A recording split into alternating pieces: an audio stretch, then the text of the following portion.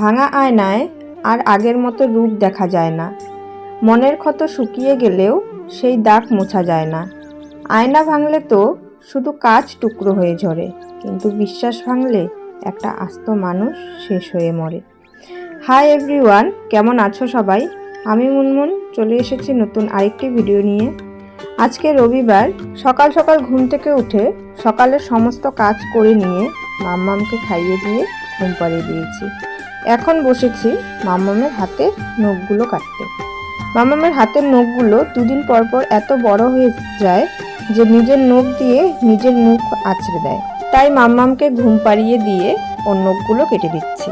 ও যখন জেগে থাকে তখন তো একদমই সম্ভব হয় না ওর নখগুলো কেটে দেওয়ার, কারণ এত ছটফট করে, কোনো মতেই সম্ভব না নখ কাটার। আর আজকে বাইরে যা গরম পড়েছে, এই গরমের মধ্যে বারবার করে কারেন্ট চলে যাচ্ছিল, তাই কিছুক্ষণ বসে বসে মাম্মামকে হাওয়া দিচ্ছিলাম। স্নান করবে তো, গঙ্গা গঙ্গা করবে তো? হ্যাঁ, দেখি একটু হাসি দাও, হাসি হিটা। হ্যাঁ হ্যাঁ,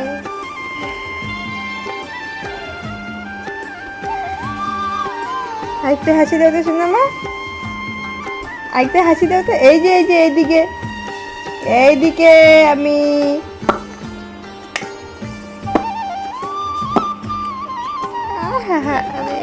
মামামের শরীরটা একদমই ভালো ছিল না, তবু যখন এই মিষ্টি হাসিটা দেয় দেখে মন ভরে যায়। এরপরে সমস্ত কাজ করে মামামকে স্নান করিয়ে নিজেও স্নান করে খাওয়া দাওয়া বাদ দিয়ে কাজে লেগে পড়েছি ড্রেসিং টেবিলটাকে অন্যরকম ভাবে সাজাবো বলে।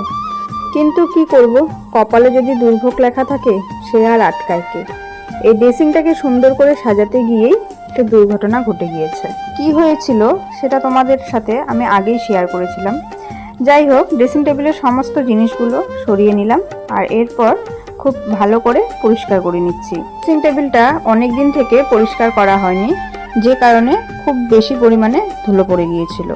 আর এখন হাতে এত সময়ও পাই না যে যখন তখন পরিষ্কার করব, তাই এখন সব জিনিসপত্র সরিয়ে নিয়ে পরিষ্কার করে নিচ্ছি। তারপর আমি যে পেপারগুলো নিয়েছিলাম সেই ওয়ালপেপারটা এই ড্রেসিং টেবিলে সুন্দর করে সাজিয়ে দিচ্ছি।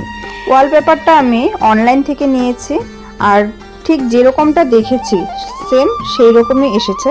তোমরা যদি কেউ এরকম কালারের ওয়ালপেপার নিতে চাও কমেন্ট করতে পারো, আমি লিঙ্ক কমেন্ট বক্সে দিয়ে রাখবো। এই যে লাস্ট এইটুকু পর্যন্ত পেপারগুলো লাগিয়ে নিয়েছিলাম, তারপরেই বসে গিয়েছিলাম আরও মাপ মতো কাটতে।